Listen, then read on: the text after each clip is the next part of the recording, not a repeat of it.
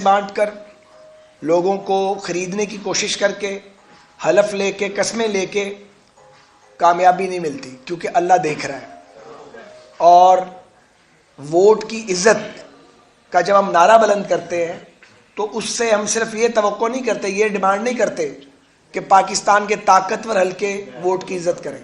Vote کی عزت ہم سب پر اس کی ذمہ داری ہے، سیاسی جماعتوں پر بھی ہے، لیکن اگر کوئی پارٹی خرید و فروخت کے دھندے میں ملوث ہو تو یہ افسوسناک اور شرمناک ہے۔ میں بغیر نام لیے یہ کہنا چاہتا ہوں کہ ہم نے اس عمل کی اعلیٰ ترین سطح پر شکایت بھی کی، لیکن مجھے افسوس ہے کہ اس کا کوئی نتیجہ برآمد نہیں ہوا۔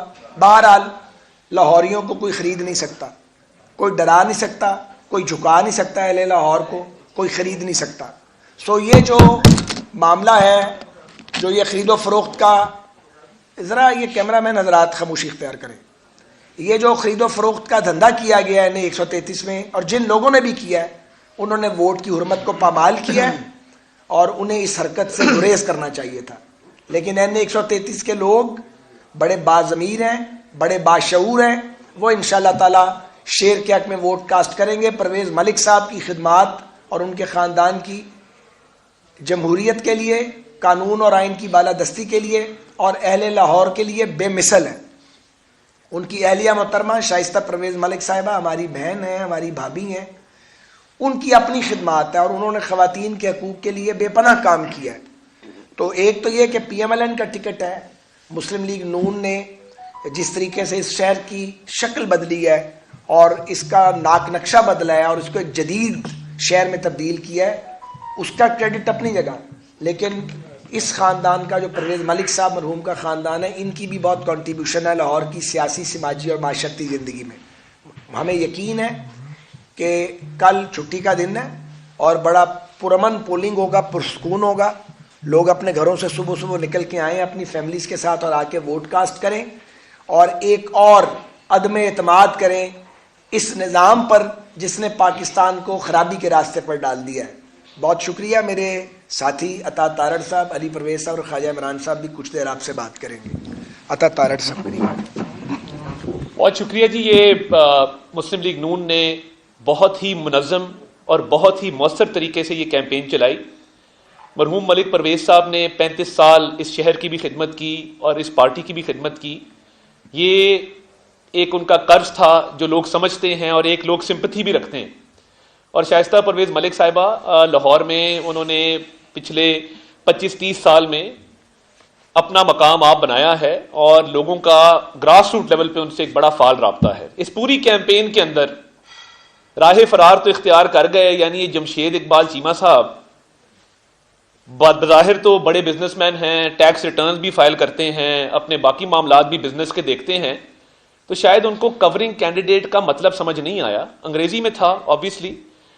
کورنگ کینڈیڈیٹ وہ ہوتا ہے کہ جس کے کاغذات آپ علیحدہ سے جمع کراتے ہیں اور آپ اس میں مختلف چیزیں کرتے ہیں جو آپ نے اپنے کاغذات میں نہیں کی ہوتی، اس لیے اس کو کورنگ کہتے ہیں کہ اگر آپ خدا نہ خواستہ ہو جائیں نااہل تو وہ کورنگ کینڈیڈیٹ آپ کی جگہ لے۔ مگر یہ ایک ان کی سوچی سمجھی ایک اسکیم تھی جس کے تحت انہوں نے بہتر سمجھا، کیونکہ ان کو بہت جگہ پہ لوگوں نے برا بھلا بھی کہا، گالم گلوچ بھی ہوئی، اور جہاں گئے ہیں کسی نے بجلی کا بل دکھایا ہے، کسی نے گیس کا بل دکھایا ہے، کس نے بوڑھے ماں باپ کی ادویات کا بل دکھایا ہے، بچوں کی فیسوں کے چلان دکھائے ہیں کہ 15-20 ہزار کے اندر یہ سارے اخراجات کیسے پورے کیے جا سکتے ہیں۔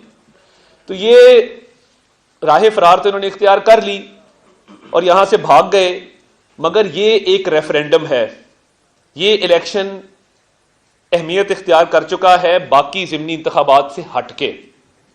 یہ مہنگائی کے خلاف ریفرینڈم ہے، یہ بے روزگاری کے خلاف ریفرینڈم ہے، اور اب جو معاملہ غربت سے بھوک کی طرف جا رہا ہے یہ اس کے خلاف ریفرینڈم ہے۔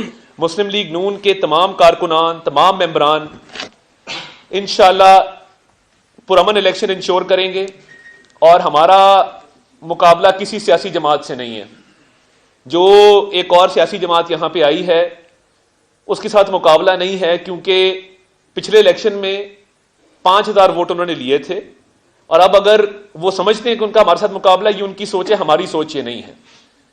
یونین کونسل کی سطح پر، وارڈ کی سطح پر، گلی محلے کی سطح پر کوئی ایسی گلی نہیں ہے جہاں پہ مسلم لیگ نون نے کارنر میٹنگ نہ کی ہو اور اپنے لوگوں کو فعال طریقے سے الیکشن لڑنے کے حوالے سے بیٹھ کر بات ان سے نہ کی ہو. ہم جہاں گئے ہیں لوگوں نے پرتپاک استقبال کیا ہے, اور اس جھوٹی تبدیلی سرکار کے خلاف لوگوں میں رد عمل, ان کی آنکھوں میں غصہ اور ان کی آنکھوں میں اترا ہوا خون ہم نے دیکھا ہے.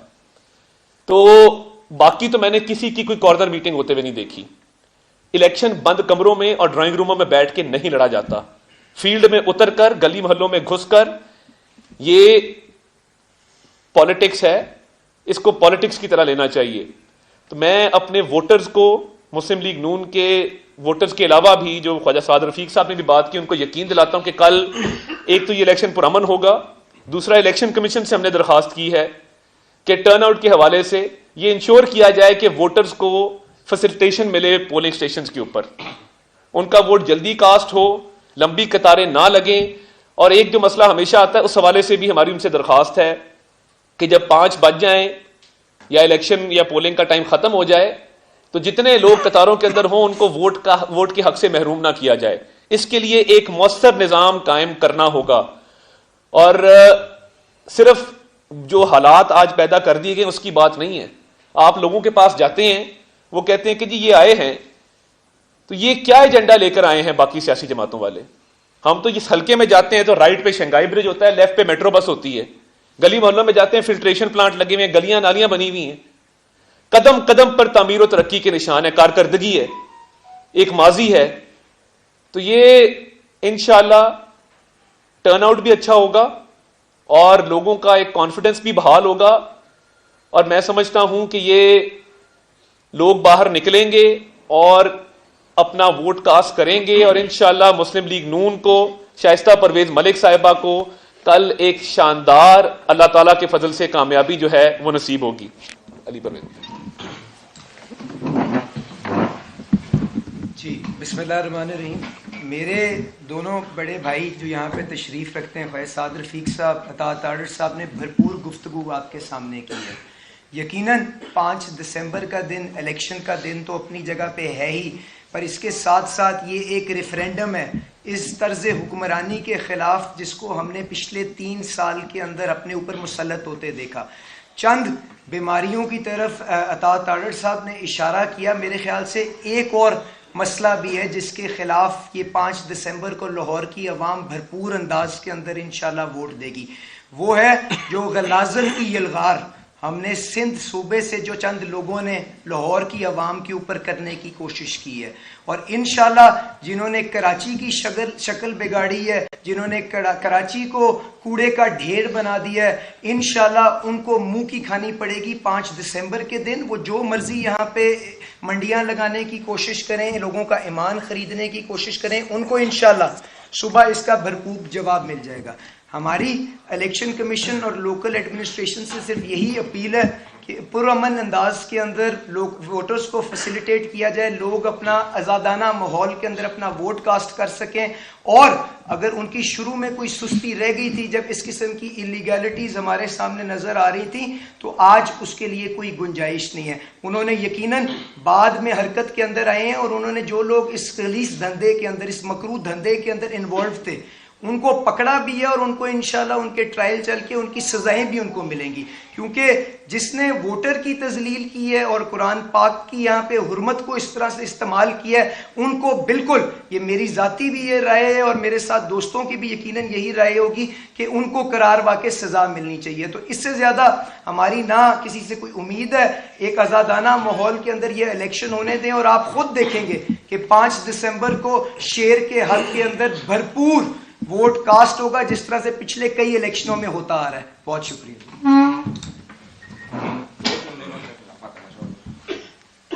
بہت شکریہ. میں صرف 2 جملے کہنا چاہوں گا کہ جس طرح سے علی پرویز صاحب نے بات کی ہے کہ ساری زندگی جمہوریت پسندی میں گزر گئی, آپ کے سامنے ساری زندگی سیاسی اسٹرگل میں گزر گئی. جو جتنے دوست یہاں بیٹھے ہیں سب کا ایک ماضی ہے.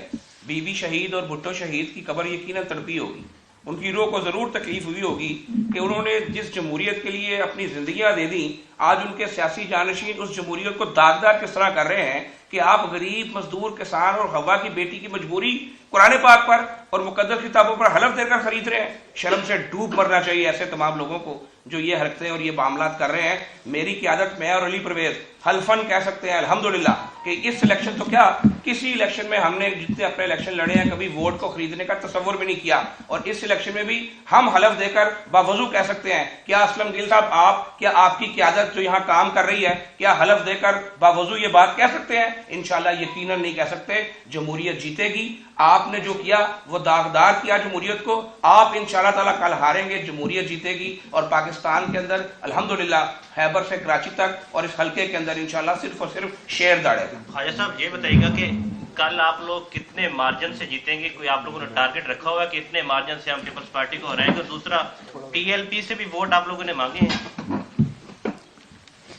عطا قریب کر مسلم لیگ نون کا پیپلز پارٹی سے مقابلہ ہے ہی نہیں, تو اگر کسی جماعت سے مقابلہ نہیں ہے تو میں اس پہ کیا کمنٹ. ٹارگٹ کتنا آپ لوگوں نے؟ 60,000 کے مارجن سے جیتے ہیں. اللہ خیر کرے گا انشاءاللہ. ہزاروں ٹی ایل پی کا بتائیے گا. یہ بتا دیں کہ تھوڑا سا ووٹ بینک تو پی ٹی آئی کا بھی ہوگا نا, وہ جو آپ کے خلاف استعمال ہوگا تو وہ کوئی اہم کردار ادا کر سکتا ہے. دیکھیے جن لوگوں نے پی ٹی آئی کو ووٹ دیے تھے پچھلے انتخابات میں وہ بہت مایوس ہوئے ہیں نئے پاکستان کے نام پہ, کیونکہ عمران خان صاحب کی اور ان کے ساتھ والوں کی جو کارکردگی میں صفر ہے بلکہ نگیٹو ہے.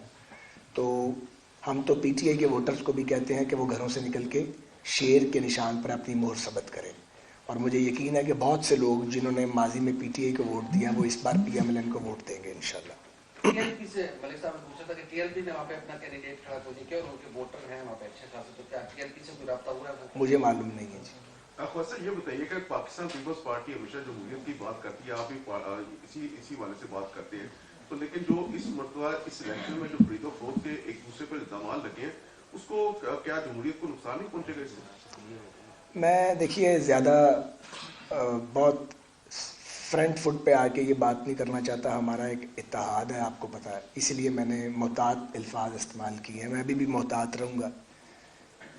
میں ذاتی طور پہ جو شائستہ بابی کے مد مقابل امیدوار ہیں میں تو ان کی بڑی عزت کرتا ہوں ذاتی طور پہ, لیکن ان کی سیاسی جدوجہد کو انہی کے ساتھیوں نے, بڑی لمبی جدوجہد ہے, ان کے ساتھیوں نے اس جدوجہد کو داغدار کرنے کی کوشش کی ہے. ہمیں اس کا بڑا افسوس ہے. ہم نے اپنی شکایت بھی پہنچا دی تھی, کیونکہ پولیٹیکل سٹرگل میں جماعتیں ایسا ہوتا ہے کبھی کبھار دب جاتی ہیں. وہ جب کم بیک کرتی ہیں تو وہ پھر پیسے کی بنیاد پہ نہیں کرتی, تو کم بیک ہوتا ہے آپ کے نظریات کی اور آپ کی جدوجہد کی بنیاد پہ. کم بیک کرنے کا یہ طریقہ ہے نہیں, یہ طریقہ آرٹیفیشل ہے, یہ چل نہیں سکتا. ایسا بتائیں کہ سیالکوٹ میں کل واقعہ پیش آیا ہے, اس پر آپ کیا کہیں گے؟ بہت دل خراش واقعہ ہے جی سیالکوٹ میں جو کچھ ہوا ہے. یہ جو پاکستان میں ٹالرنس ہے یہ برائے نام رہ گئی ہے, اور مجھے یہ کہنے میں کوئی بات نہیں ہے کہ جب ریاست کے طاقتور حلقے جو ہیں وہ جتھوں کو پیٹرنائز کرتے ہوں گے, جو دہائیوں کا عمل ہے اس ملک میں, یہاں جتھے بنائے گئے ہیں, کبھی جہاد کے نام پہ جتھوں کو پیٹرنائز کیا گیا ہے, کبھی منتخب حکومتوں کو گرانے کے لیے جتھوں کو پیٹرنائز کیا گیا ہے, اور اس میں اور بھی بہت سے لوگوں نے اپنا حصہ ڈالا ہے. یعنی نظریہ ضرورت کے تحت جب لوگوں کی پرورش کی جائے گی کہ یہ کسی کو گھیراؤ کریں, کسی کو گرا دیں, تو پھر نتیجہ یہی نکلے گا. اور یہ بہت افسوسناک ہے کہ یہاں پہ لوگوں کے ایمان اور عقیدوں پر حملے کیے گئے ہیں. ہمارے ساتھ بھی یہی کچھ کیا گیا ہے. حسن اقبال صاحب کو گولی کا نشانہ بنا دیا گیا. وہ ایک جید عالمہ کے صاحبزادے ہیں, خود پابند صوم و صلات ہیں, اور جس طرح ہماری حکومت گرانے کے لیے جتھوں کو استعمال کیا گیا, جو کچھ طاہر القادری صاحب اور عمران خان صاحب کی ملی بھگت سے ہوا وہ آپ کے سامنے ہے. توڑ پھوڑ ہوئی, پولیس والوں کو مارا گیا. یہ ابھی تازہ ترین جو پیچھے آپ نے واقعات دیکھے ہیں مذہب کے نام پہ, تو یہ اسی کا آؤٹ کم ہے کہ لوگ بے قابو ہو گئے ہیں, اور اسی بات سے ہمیں خوف ہے کہ ریاست غیر مؤثر ہو جائے گی. سو چاہیے یہ کہ ریاست کے تمام طبقات اس ایشو پر متحد ہوں, وہ حکومت ہو, وہ اپوزیشن ہو, یا وہ مقتدر حلقے ہوں پاکستان کے, سب کی سوچ ایک ہونی چاہیے. اچھا سوچ ایک ہو سکتی ہے, عمل بھی ایک ہونا چاہیے, اور ان کو مل کے مذمت ان کی ہونی چاہیے. سیالکوٹ میں جنہوں نے درندگی کی ہے انہوں نے پاکستان کے چہرے کو داغدار کیا ہے. اس کا توہین مذہب سے کوئی تعلق نہیں ہے, اور کسی شخص کو یہ اجازت نہیں دی جا سکتی کہ وہ چوراہے پہ بازار پہ اپنی عدالت لگائے اور خود بندوق سے اور ڈنڈے سے فیصلہ کریں. ہم اس بات کو کنڈیم کرتے ہیں اور اس کے خلاف مزاحمت کرتے ہیں. منی بجٹ آ رہا ہے ابھی, ایک سیکنڈ جی, منی بجٹ آ رہا ہے اور کہا یہ جا رہا ہے کہ سبسڈیز ودرا کر کے اور نیٹ ٹیکسز لگا کے 600 ارب کا جو برڈن ہے وہ عام پہ ڈالا جائے. جی آپ یہ بتائیے گا کہ اپوزیشن کی اس منی بجٹ کو روکنے کے لیے کیا حکمت عملی ہوگی, اور کیا یہ ایسی حکمت عملی تو نہیں ہوگی کہ جیسے انہوں نے 33 بل پاس کروا لے اور اپوزیشن کچھ نہیں کر سکتی. اگر کسی آنریبل لیٹ کمر نے کوئی سوال کرنا ہے تو اس کے لیے مناسب ہوگا کہ وہ اگلی کرسی پہ تشریف لے آئے, کرسی خالی آپ کا انتظار کر رہی ہے. میں منی بجٹ انفیکٹ آ چکا ہے اور ہر روز آ رہا ہے. جب دنیا میں پیٹرول کی قیمت نیچے جاتی ہے اور پاکستان میں پیٹرول کی قیمت بڑھتی ہے تو یہ منی بجٹ ہے. جب ایف بی آر بغیر سوچے سمجھے پورے ملک میں پراپرٹی کی مارکیٹ پرائس سے 4 گنا زیادہ پرائس فکس کرتا ہے تاکہ ایک عام آدمی گھر بنانے کے قابل نہ رہے, تو یہ منی بجٹ ہے. جب آٹا اور چینی چوری کی جاتی ہے اور ان چوروں کو پکڑا نہیں جاتا, نام نہاد یہ جو ریاست مدینہ کا دعویٰ کرتے ہیں, تو یہ منی بجٹ ہے. اور جب دوائیاں ناپید ہوتی ہیں اور دوائیوں کی قیمت کئی گنا بڑھ جاتی ہے اور لوگوں کے پیارے دوائی نہ ملنے کی وجہ سے جان دے دیتے ہیں, تو یہ منی بجٹ ہے. تو کس چیز کا رونا رویا جائے گا؟ ایک ہی راستہ ہے, اس حکومت کو جانا چاہیے. عمران خان کی حکومت اور پاکستان کا مستقبل اکٹھے نہیں چل سکتے. یہ نکھٹوؤں اور نااہلوں کی اور کرپٹ لوگوں کی حکومت. اصل مافیا عمران خان کا اپنا مافیا ہے. لوگوں کو جو مافیا کہتا تھا وہ خود مافیا کا وہ سربراہ ہے. تو اس مافیا سے پاکستانیوں کی جان چھوٹنی چاہیے اور اس کے لیے ایفرٹ ہماری جاری رہے گی. آپ آگے نہیں تشریف لے آتے, شرما رہے ہیں حسن صاحب. صاحب آپ نے جو بات کی ہے جتوں کی, آپ کے والد صاحب کی بھی اسٹرگل ہے اور آپ دونوں بھائیوں نے بھی, آپ کی والدہ نے بھی بڑی نیچے سے آپ پر آئے. کیا وجہ ہے جو لوگ پیٹرنائز کرتے ہیں, ہم پارلیمنٹ کی بات کرتے ہیں, جمہوریت کی بات کرتے ہیں, لیکن پارلیمنٹ کے اندر وہ جو فورسز جو پیٹرنائز کرتی ہیں ان جتوں کو, ان کے خلاف آپ لوگ بات نہیں کرتے میڈیا کے سامنے یا پبلک سے ہٹ کے بھی, آف دا ریکارڈ بھی گفتگو میں تو کافی بات ہوتی ہے. وجہ کیا ہے, کیا کمزوری کہاں پر ہے کہ پارلیمنٹ کے اندر آواز کیوں نہیں اٹھائی جاتی؟ کہ جس طرح آج کا یہ کل کا جو واقعہ ہوا سری لنکا کا, کہ وہ ڈینگی میں آپ کی مدد کر رہے ہیں, آنکھیں آپ کو ڈونیٹ کر رہے ہیں, ہر چیز میں آپ کو سپورٹ کر رہے ہیں, کرکٹ کھیلنے وہ آ رہے ہیں اور ان کے ہی لوگ مر رہے ہیں. تو یہ پاکستان کا سر کب تک اس طرح نیچے جاتا جائے گا؟ آپ جو ڈیموکریٹک فورسز ہے کب اکٹھی ہو کر پارلیمنٹ میں آواز عوام کی اٹھائیں گی؟ گزارش یہ ہے کہ آج کے ذرا موضوع سے ہٹ رہے ہیں لیکن سوال بڑا اہم ہے, میں اس کو اوائڈ بھی نہیں کر سکتا. بات یہ ہے کہ ہمارے مسائل کا حل آئین اور قانون کی حکمرانی میں مضمر ہے. جب بھی اور جہاں بھی آئین اور قانون کی حکمرانی پر حملہ کیا جائے گا, وہ حملہ کوئی بھی کرے, وہ غیر جمہوری قوت کرے یا جمہوری قوتیں کریں سو کالڈ, تو اس سے پاکستان میں نقصان ہوگا اور عدم برداشت پیدا ہوگی. تو راستہ ایک ہی ہے, کوئی اس میں کوئی راکٹ سائنس نہیں ہے, کہ جو پاکستان کا کانسٹیٹیوشن ہے اس کو ملک کی اہم ترین دستاویز کے طور پہ تسلیم کیا جائے اور دل و جان سے تمام ریاستی ادارے, پارلیمنٹ شامل ہے ریاستی اداروں میں, تمام ریاستی ادارے وہ اس پر منوان صدق کے دل سے اس پہ عمل درآمد کریں. ہر ادارہ اپنے اپنے دائرے میں کام کرے, ایک دوسرے کے کام میں ہم ٹانگیں نہ اڑائیں اور پاکستان کو آگے بڑھنے دیں اور پاکستان کو ایک ٹالرنٹ کنٹری بنائیں. کیونکہ جس طرف یہ ملک جا رہا ہے تو یہ تو جنگل کا قانون ہے, پھر یہ ریاستی قانون کو تو کوئی مانے گا نہیں اور آہستہ آہستہ لوگ بے قابو ہوتے چلے جائیں گے اور ان جتھوں کا مقابلہ کرنے کے قابل پھر کوئی بھی نہیں رہے گا. تو ضروری یہ ہے کہ اس بات پہ قومی اتفاق رائے جو ہے وہ موجود ہے, لیکن اس کو سامنے لایا جائے اور آئین کی حکمرانی کو انشور کیا جائے, اور پھر جب لوگ کوئی فیصلہ کریں تو اس فیصلے کو مان لیا جائے, اس کے اندر سپیڈ بریکر نہ لگائے جائیں, وہاں رکاوٹیں کھڑی نہ کی جائیں. پاکستان کو آئین پاکستان کے تحت جلد از جلد ایک فری اور فیئر الیکشن چاہیے تاکہ اس بدبودار نظام سے قوم کی جان چھوٹے اور پاکستان کو صحیح راستے پر چلایا جا سکے. بہت شکریہ. بس ہو گیا جی, مہربانی. سوال ہونا تھی خواجہ حسین صاحب سے مل رہے تھے.